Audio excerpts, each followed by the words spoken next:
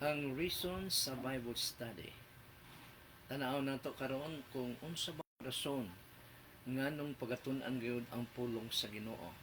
Sa Matthew chapter 28 verses 19 to 20, dinhi ato makita kung nganong gisugo sa ang Ginoong Dios ang pagtuon sa iyang written word nga anaa sa Bible. Kung atong tanawon, daghang mga tao nga kontra kaayo sa pagtuon sa Bible o gani ila pang gakatawan o gabiay-biayon ang gahimon ini na apagyoy uban nga gakasuko sa mga tao nga gatuon sa Bible. Therefore, before nato tun-an ang Bible sa tinud-anay gayod, ato unang tubagon ang mga pangutana kung nganong kinahanglan man ang Bible study or pagtuon sa written word of God nga anaa sa nasulat sa Bible. Ang unang pangutana nga nung tun-an man gyud sa usa ka tawo, labi na gyud sa Kristohanon ang pulong sa Ginoo nga nasulat sa Bible. So, simple lang ang tubag para masunod sa usa ka tawo, labi na gyud sa Kristohanon, masunod sa usa ka Kristohanon ang Kristo ang sugo sa atong Ginoong Hesukristo o Ginoong Dios. Mugini ang main reason nga nung tun-an masunod sa usa ka nagtuon ini maikinabuhi niya sa iyang pagkatao para dunay transformation ang iyang pagkatao according gayod sa gusto sa atong Ginoong Hesukristo para masunod. Matud pa sa Matthew chapter 28 verse 19 to 20, mauni ang deklarasyon sa atong Ginoong Hesukristo ngadto sa iyang mga sumusunod, ngadto sa mga Kristohanon. Specific nga sa mga Kristohanon kini nga sugo dahil ang dili Kristohanon, ang dili matinud-anon nga nagasunod sa atong Ginoong Kristo, dili gid niya kini masunod. Kay wala man siya nagsunod sa atong Ginoong Kristo. Busa matud pa sa Matthew 28 verses 19 to 20, go therefore and make disciples of all nations, baptizing them in the name of the Father and of the Son and of the Holy Spirit. Verse 20, teaching them to observe. Imo silang tun-an matud pa sa atong Ginoong Kristo ngadto siyang mga alagad or mga Kristohanon. Imo silang tudluan sa pagtuman, teaching them to observe all that I commanded you, all that I have commanded you. So dili partial, kung dili ang tibuok nga kasuguan sa atong Ginoong Dios ngadto sa iyang katawhan. And behold, I am with you always to the end of the age. So, nganong tun-an nato ang pulong sa Ginoo para masunod nato ang sugo sa atong Ginoong Dios. Dahil kung di nato sundon ang sugo sa atong Ginoong Dios nga ana sa iyang written word, ay gireject nato ang kagustuhan sa atong Ginoong Dios through Jesus Christ. Munang deklarasyon sa atong Ginoong Kristo sa Matthew, the Gospel of Matthew chapter 20 verses 19 to 20. Ikaduha, matuman ba sa usa ka Kristohanon kini nga sugo kung dili niya tun-an ang Bible? Simple lang. Kristohanon man siya o dili Kristohanon, dili gid niya matuman nganuman kay wala man niya nahibaw ang kinatibuk-an nga sugo sa atong Ginoong Kristo. Ang sugo sa atong Ginoong Kristo nga pagatun-an ang iyang written word nga nasa Bible ay kinatibuk-an gayo, dili partial, dili pipila lamang, dili selected, kung dili ang kinatibuk-an gayod. So dili gid niya matuman kung dili niya basahon tun-an ang pulong sa Ginoo. Pangatlo, nganong dili man niya matuman tungod kay dili man unya siya sigurado kung gisugo ba sa Ginoo ang pagdisciple ug pagtudlo sa iyang mga teaching sa tanan nga mga tao. Dili sa usa ka nasod lang, dili sa usa ka grupo nga klase nga tao lang, kung dili sa tanan nga mga tao. So, matuman lamang kini kung pagatun-an sa usa ka Kristohanon nga gisugo nini ang written word of God. Ikaapat, matuman ba sa usa ka Kristohanon ang pagtudlo sa teaching sa Ginoo kung dili niya tun-an ang Bible? So dili gayod. Unsaon man niya pagtudlo sa usa ka pagtulunan, kung wala niya kini tun-i. So dili gid niya maitudlo matuman ang kabubuton sa atong Ginoong Dios, sa atong Ginoong Kristo through His written word. Dahil sa written word lang giyon nga nasa Bible, mahibal-an niya, masunod niya ang sugo sa atong Ginoong Hesus Kristo. Ikalima, unsa ba ang pinaka-greatest nga sugo sa Ginoo ngadto sa tao? Dahil matud ko pa kanina, kinatibuk-an nga sugo sa atong Ginoong Dios. So in specific nga sugo sa atong Ginoong Kristo, ang pinaka-greatest nga sugo sa atong Ginoo ngadto sa mga Kristohanon, ngadto sa mga tao, tanang tao, pero ang mga tao nga walay relasyon sa atong Ginoong Kristo or tinuod nga Kristohanon, dili gyud niya matuman ang pinaka-greatest nga sugo sa atong Ginoong Dios nga naa sa iyang written word. So, unsa ba ang pinaka-greatest? Higugmaon siya without reservation or total devotion. Walay bilin-bilin, walay pili-pili, walay selected nga pagsunod, kung dili total devotion and without reservation. Matod pa sa Matthew, the Gospel of Matthew chapter 22 verse 36 to 38. Matod pa niya dinhi sa 36, ang nang dunay ang insidente dinhi ay dunay nangutana. Parisiyo ay mga tao nga wala makagusto sa iya dahil gustong bitikon nila si Jesus Christ para doon na sila reason nga ma-persecute ang atong Ginoong Kristo, maisumbong sa kadagkuan sa bansang Israel, sa mga leader sa bansang Israel. So matod pa niya dinhi sa usa ka Parisiyo man siguro ni, basta usa ka tawo nga wala magusto wala maangayi ang pagkatao sa atong Ginoong Kristo. Labi na gyud ang iyang teaching. Matod pa niya, Teacher, which is the great commandment in the law? Unsa ba ang pinaka-importanting sugo sa balaod sa atong Ginoong Dios on the law?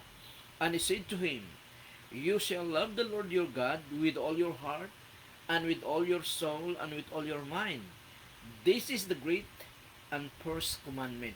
So mao daw kini ang pinakamahinungdanong sugo sa atong Ginoong Dios, ug una nga sugo sa atong Ginoong Dios ang paghigugma kaniya without reservation, without reservation, o wala gayoy walay pugong-pugong, total devotion nga paghigugma sa atong Ginoong Dios. This is the great and the first commandment. You shall love the Lord your God with all your heart, with all your soul, and with all your mind. Kini ay quotation sa atong Ginoong Kristo sa sugo sa atong Ginoong Dios through Moses sa Old Testament sa Deuteronomy chapter 6 kung ako masayop. Basta Deuteronomy chapter 6 kung ako masayop. So, ang paghigugma sa Ginoo sa tibuok nga kasing-kasing kalag ug hunahuna mao ang una ug mahinungdanon nga sugo ngadto sa iyang katawhan sa tibuok tao. Pero matod ko pa kanina, ang walay relasyon sa atong Ginoong Kristo, dili gid niya kini mabuhat. Ngano man, matod pa sa atong Ginoong Kristo sa John chapter 15, the Gospel of John chapter 15, matod pa niya, apart from me, you can do nothing. Dahil gisaysay niya dito nga makabuhat lamang ang usa ka tawo sa katao sa kagustuhan sa atong Ginoong Dios nga makalipay sa kasing-kasing sa atong Ginoong Dios kung siya ay dunay relasyon kaniya.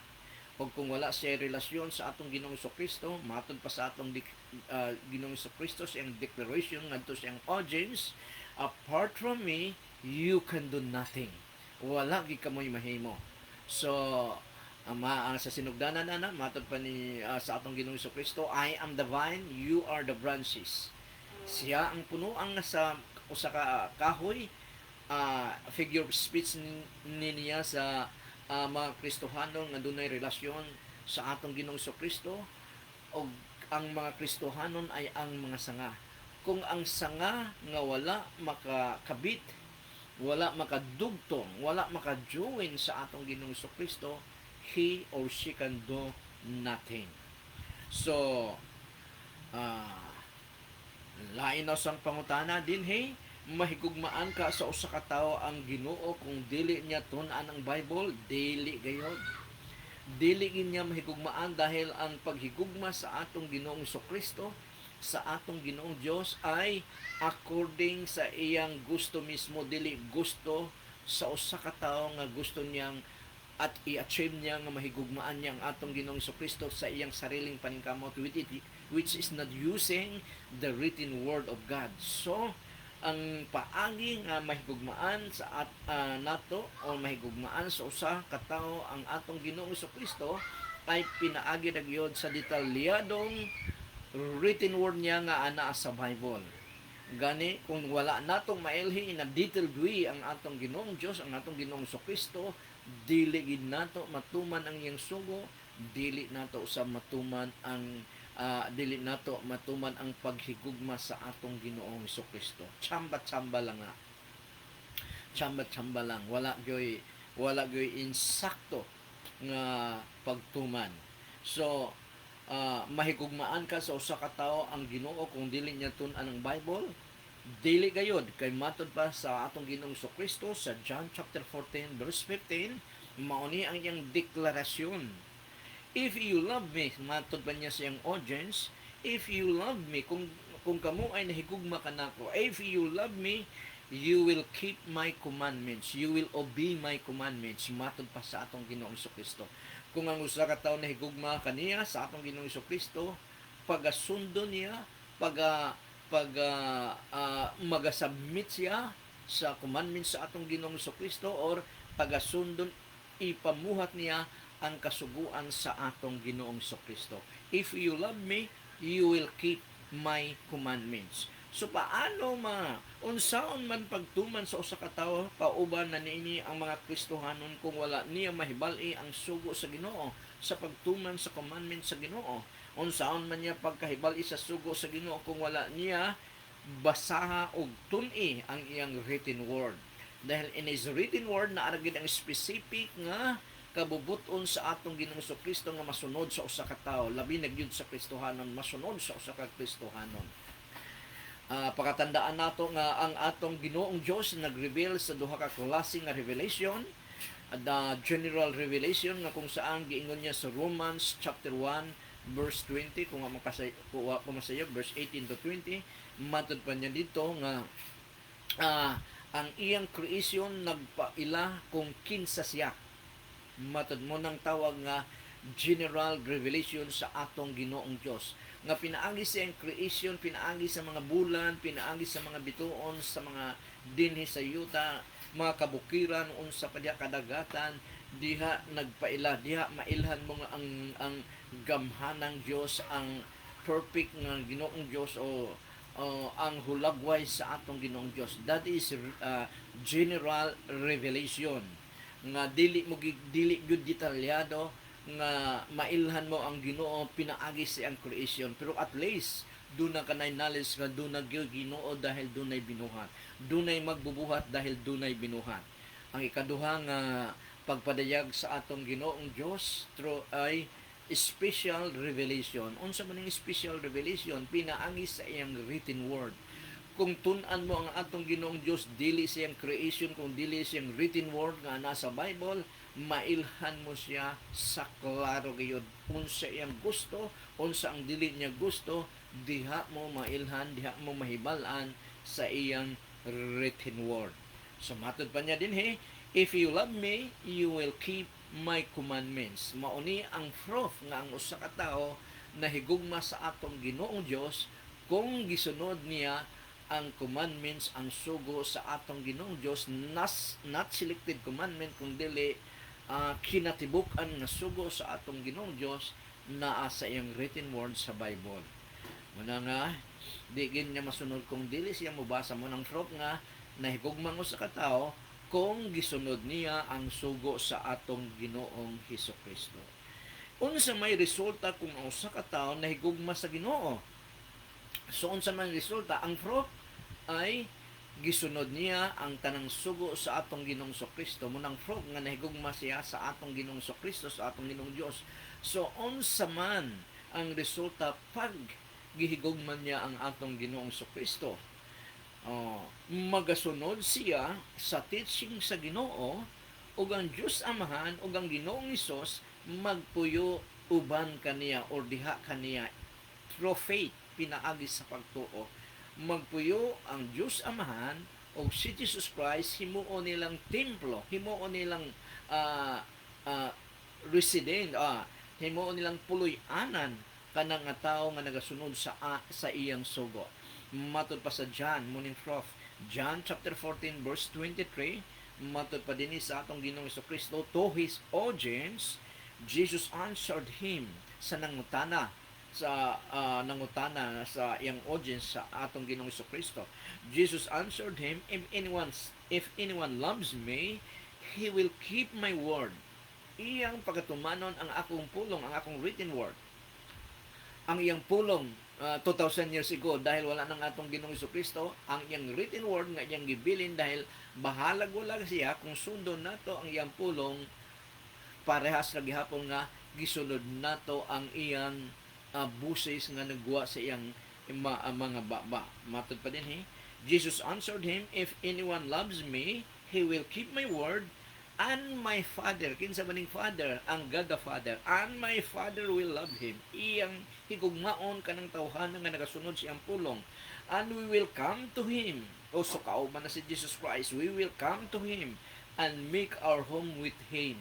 Himuon na mong templo, himuon na mong balay, puloy-anan ang iyang pagkatao, pinaagi sa pagtuo. Verse 24, whoever does not love me, in contrary, whoever does not love me, does not keep my words. And the word that you hear is not mine, but the Father's who sent me. Sa amahan, pulong sa amahan, nga nagasugo sa atong Ginoong Kristo. Kung gibasa nato ang pulong sa atong Ginoong Kristo, para maurag hapon gibasa nato ang pulong sa Dios Amahan. Kung ang Dios magpuyo sa usa ka tawo, unsa ka ang hulagway sa adlaw-adlaw niyang pagkatawo ug kinabuhi. Dunay transformation ug siguradong siya ay nagahimaya sa Dios kada adlaw. Dahil mao na ang perfect nga worship nga maihatag nato, mao nang perfecto nga pagsimba nga maihatag nato sa atong Ginoong Dios, ang adlaw-adlaw nga pagsunod sa iyang kabubuton through his written word. Matod pa sa Psalms 119 verse 1 o 5, thy word is the lamp unto my feet and the light unto my path. Ang imong mga pulong Ginoo mao ang suga sa akong matiil o kahayag sa akong agianan sa akong dalan. So, siya ay nagahimaya or magahimaya sa atong Ginoong Dios. Matod pa sa 1 Corinthians chapter 6 verses 19 to 20. 1 Corinthians chapter 6 verses 19 to 20. Ang hulagway dinhi, ang context dinhi ay mahitungod sa pagkaon nga gihalad sa mga Diyos-Diyusan sa fiesta, basta gihalad nila for the sake sa ilang patron na mauna nga patron or Diyos-Diyosan. Matod pa din ni Apostle Paul sa iyang audience nga nangutana nini, or do you not know, wala ba kami masayo, do you not know that your body is a temple of the Holy Spirit?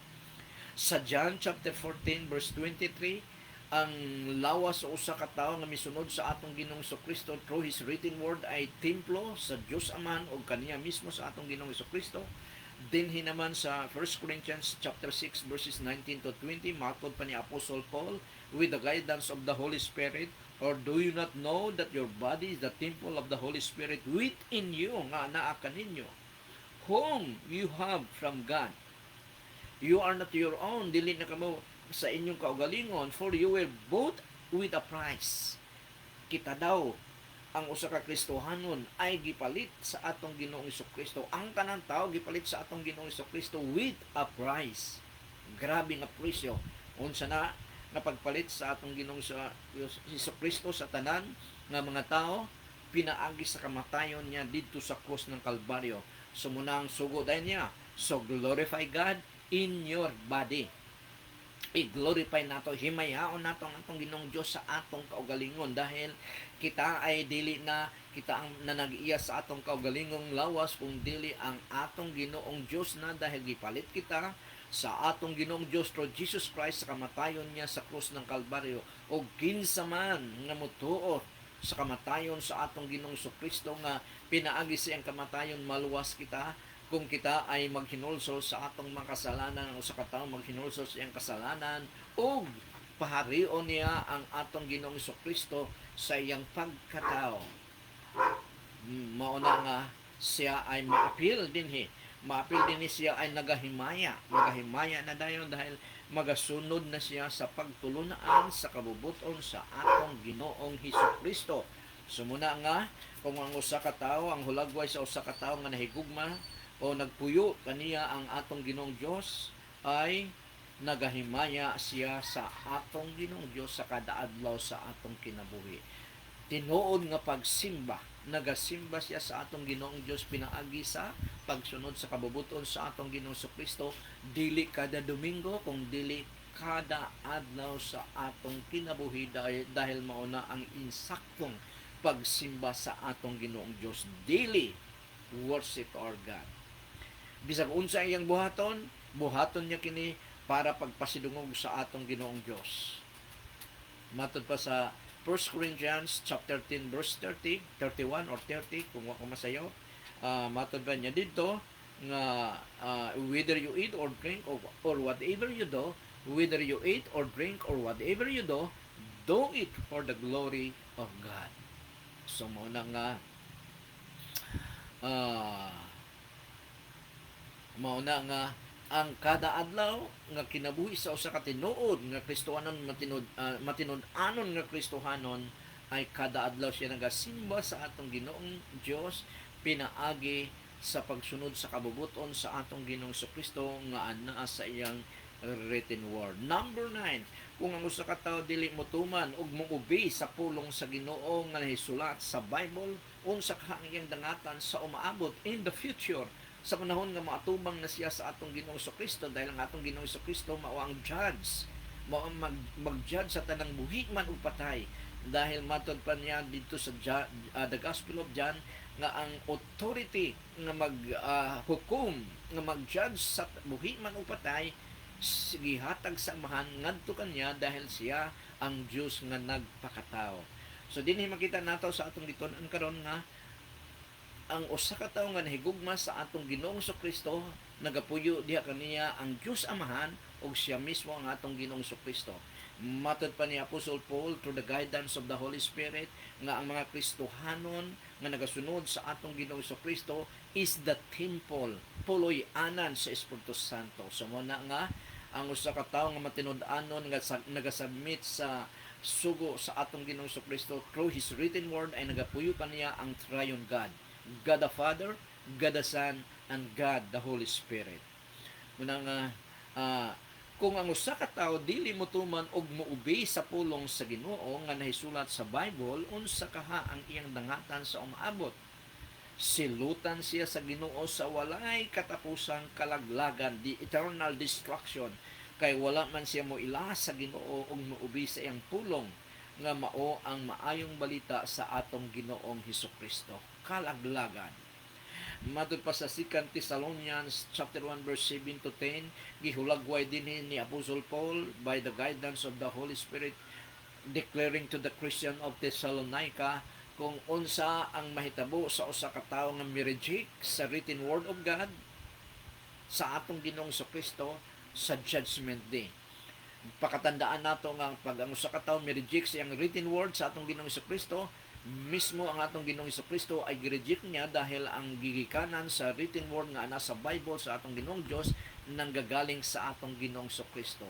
Kung gi-reject niya ang Ginoong Kristo, gi-reject usab niya ang written word, vice versa ang written word dahil ang written word ay mauna ang gigikanan sa atong Ginoong Kristo. Diha nagikan ang written word sa atong Ginoong Kristo. Muna nga magkauban gina ang atong Ginoong Kristo og ang iyang written word nga ana sa Bible. Matod pa sa 2 Thessalonians chapter 1 verse 7 to 10, ang kaparusahan ang silot sa mga tao nga mo-reject sa teaching sa atong Ginoong Kristo, sa ang good news sa atong Ginoong Kristo. Matod pa dinhi ni Apostle Paul to the Christians of Thessalonica, og kamo nga nagaantos papahulayon niya uban kanamo. So ang mga Kristohanon sa iyang kapanahonan nga taga Thessalonica nga nagantos tungod sa persecution o uban pa, matod pa niya dinhi, papahulayon niya kamo uban kanamo. Mahitabo unya kini sa pagbalik sa Ginoong Hesus gikan sa langit uban sa iyang gamhanang mga anghel. Kano sa kini mahitabo ang rest in peace gyud, dili lang sa kamatayon, kung dili sa kamatayon sa mga Kristohanon, rest in peace gid na sila. Pero sa mga dili Kristohanon nga namatay, ambot lang walay rest in peace bisag ikaduhang kinabuhi. Tapos matod pa din mahitabo unya kini sa pagbalik sa Ginoong Hesus in His second coming into this world, dinhi sa kalibutan. Ay na day mahitabo ang tunay nga kapahingahan, ang tunay, ang complete salvation sa mga Kristohanon ay pa nila madawat in the second coming of the Lord Jesus Christ. Mahitabo kunya kini sa pagbalik sa Ginoong Hesus gikan sa langit uban sa iyang gamhanang mga anghel. So ang atong Ginoong Kristo wala pa balik ko apa siya nagalingkod katapad sa Dios Amahan. Ang kauban nato dinhi, sige ko ni ibalik-balik, ang kauban nato dinhi karon sa kalibutan sa mga Kristohanon ay ang banal na espiritu, ang Holy Spirit. Ang mga walay relasyon sa atong Ginoong Kristo ay dili sila motuo sa Holy Spirit, dili nila wala sila conviction sa anumang conviction sa Espiritu Santo, kay wala nila daw makita ang Holy Spirit o wala nila mailhi ang Holy Spirit. Matod pa sa atong Ginoong Kristo sa John chapter 16, kung wala ko masayap, John chapter 16. So, verse 8 ng 2 Thessalonians chapter 1, sa iyang palibot, sa palibot ni Jesus Christ, nung siya ay mubalik din sa kalibutan, sa iyang palibot may nagadilaab nga kalayo. Matod pa sa Hebreo nga ang atong Ginoong Dios is the consuming fire. Ginasunog niya ang iyang mga kaaway. Ang pagbalik sa atong Ginoong Kristo, matod pa dinhi, sa iyang palibot may nagadilaab nga kalayo, og silutan niya ang mga tao nga wala mo ila sa Dios. Unang-una nga i-judge niya ang mga tao, i-judge niya sa ngadto sa eternal destruction ay ang mga tao nga wala mo ila sa Dios. Ang mga tao nga wala mo ila sa Dios o wala mo tuman sa kabubuton o sa maayong balita mahitungod sa atong Ginoong Hesukristo. Duha ka klase. Ang tao nga wala mo ila sa Dios o ang mga tao nga wala mo tuman sa maayong balita mahitungod sa atong Ginoong Hesukristo. Asa man unsa man ang maayong balita mahitungod sa atong Ginoong Hesukristo? Si Jesus Christ mismo ang maayong balita o kini atong mabasa diha sa iyang written word from the Gospel of Matthew hangtod sa Book of Revelation. 27 books in the New Testament. Diha mo mailhan, diha mo makita, diha mo mabasa, masabtan ang written word of God, ang gospel, the gospel of the Lord Jesus Christ. O si Jesus Christ mismo ang pinakasentro sa gospel. Siya ang gospel mismo. Matod pa din wala mo ila sa Dios o wala mo tuman sa maayong balita mahitungod sa Ginoong Hesus. Verse 9, silutan sila sa walay katapusang kalaglagang eternal destruction into the lake of fire. Og mahimulag sila sa Ginoo og dili gayon nila makita ang iyang kahibulongang gahom. Ang usa ka tawo pag mahimulag sa presensya sa atong Ginoong Dios ay delikado kayo. Kung ang atong Ginoong Dios ay gugma diha sa iyang presensya, ang tao nga wala sa presensya sa atong Ginoong Dios, kung atoa siya sa impyerno ay walay gugma nga iyang mabati dito, puro kagubot. Kung ang atong Ginoong Kristo ay peace, He is the peace, siya ang tunay na kalinaw. Kung wala ang usa ka tawo sa presensya sa atong Ginoong Kristo, gubot nga lugar ang iyang madtuan, walay kalinaw. Kung ang Ginoong Kristo ang joy, ang Espiritu Santo ay joy, o ang atong Ginoong Kristo ay joy, kalipay. Ang usa ka tawo nga wala sa presensya sa atong Ginoong Kristo ay walay kalipay. Kung ang Ginoong Kristo ay kahayag, He is the light in the world. Kung wala ang usa ka tawo sa atong Ginoong Kristo ay kangit-ngit muna ang hulagway sa impyerno bisag na ay kalayo pero mangitngit nga lugar dahil wala ang atong Ginoong Kristo nining lugara. Walay kalipay sa impyerno dahil wala ang atong Ginoong Kristo ni anang kana. Walay grasya kung ang atong Ginoong Kristo ay puno sa grasya, ang mga tao nga wala sa atong Ginoong Kristo ay walay grasya, sa impyerno walay grasya. Muna nga, silutan sila sa walay katapusang kalaglagan, eternal destruction, ug mahimulag sila. They will be separated sa Ginoo og dili gayon nila makita ang iyang kahoy-bulungan gahom. Mao na ang grabe nga silot sa usa ka tawo nga wala mutuman sa maayong balita sa atong Ginoong Kristo. Ang pinaka-greatest nga silot sa bansang Israel on the Old Testament time ay mahimulag sila sa presensya sa atong Ginoong Diyos. Nung sila ay giparusahan sa atong Ginoong Diyos, pinaagi sa pagpabihag sa ubang mga nasod dito sa Babylonia, sa lain pang lugar, mao ni ang pinaka-greatest nga ilang silot dahil wala kanila ang presensya sa atong Ginoong Diyos. They are under the bondage sa laing nasod. Pipila lamang ang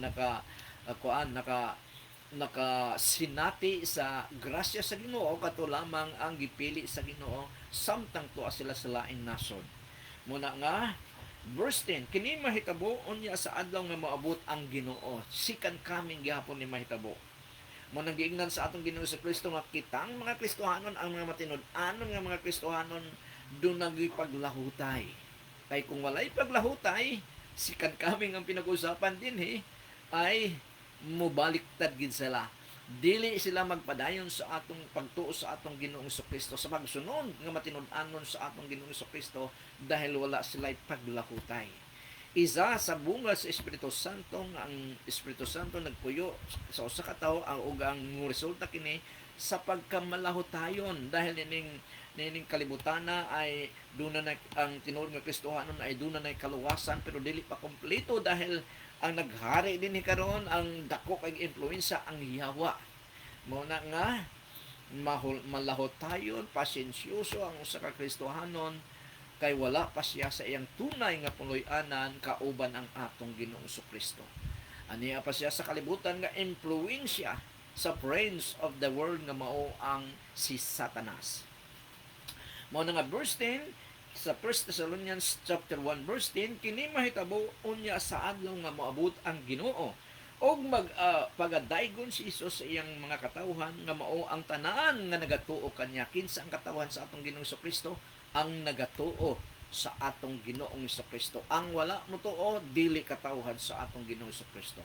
Mao na ang detailed, mao na ang script nga sinultian sa atong Ginoong Dios through His written word in 2 Thessalonians chapter 1 verse 10.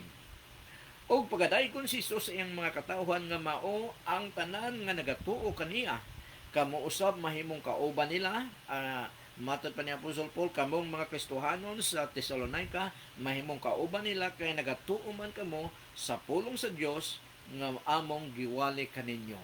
So ang tanan nga mga tao sa tibuok kalibutan nga nagatuo sa atong Ginoong Kristo mao ni ang body of Christ. Dahil sa ilang pagtuo nahimo silang lawas sa atong Ginoong Kristo. Universal mo nang universal church ang nagatuo sa atong Ginoong Kristo. O ang ulo mao ang atong Ginoong Kristo. Kung ahmo direct ang atong Ginoong Kristo, magasunod ang iyang body, magasunod ang tanang mga Kristohanon.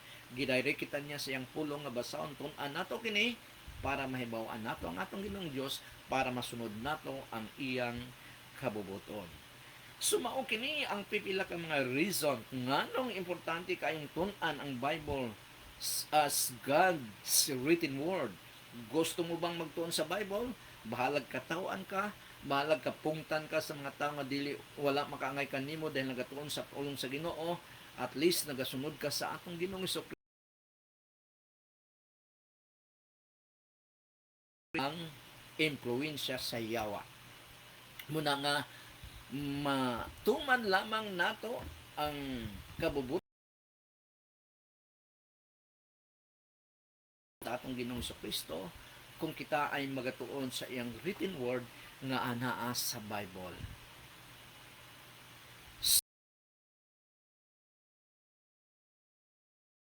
studihan ang kabubuton sa atong gituohan nga mao ang atong Ginoo.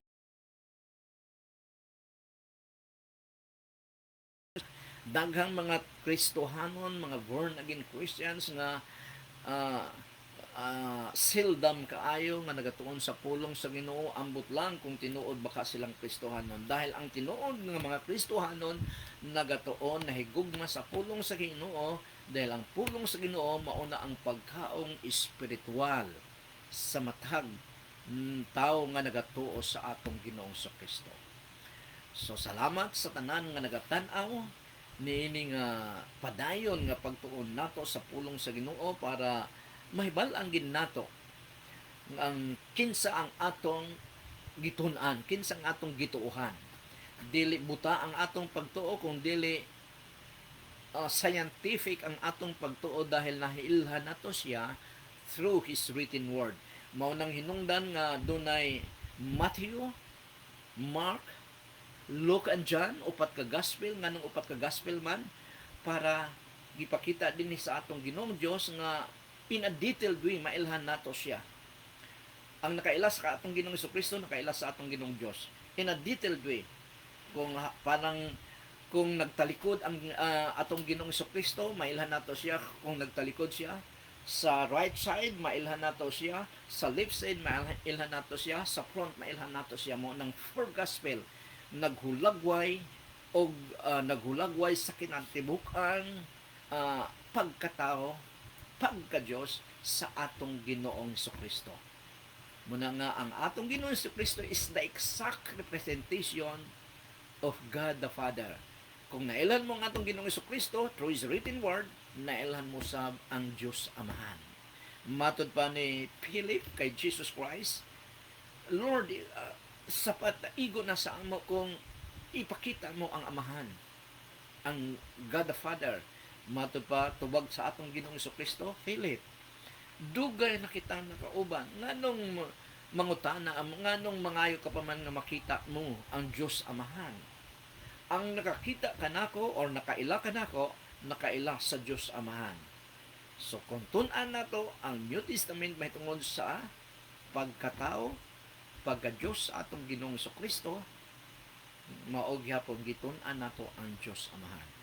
So dinhira kita kutob sa atong topic karon mahitungod sa pagtuon sa iyang written word nga importante kayo kay nahuman naman. So may consume kita ng 37 minutes in our study karon gabi nasa sa tanang nananaw karon ug magapananaw pa sa nining pagtulunan. Kung ma-erase na kini sa Facebook dahil 1 month lang sa Facebook, i-erase na. Doon na tayo personal channel sa YouTube, Edwin Macahelos. Just click.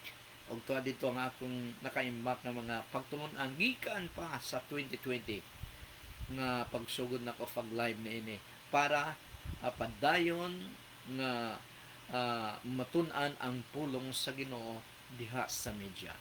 Og daghang kayong salamat, maayong gabi sa tanan. O ako mag-aampo ka ninyo.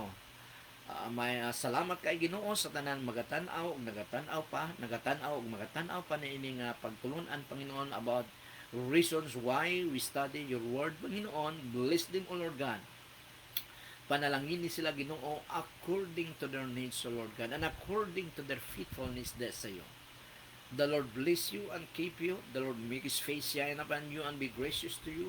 The Lord lift up His countenance upon you and give you peace. Og ang tanang mga anak sa Diyos magaingong, Amen and Amen. Maayong gabi sa tanan. Bye-bye.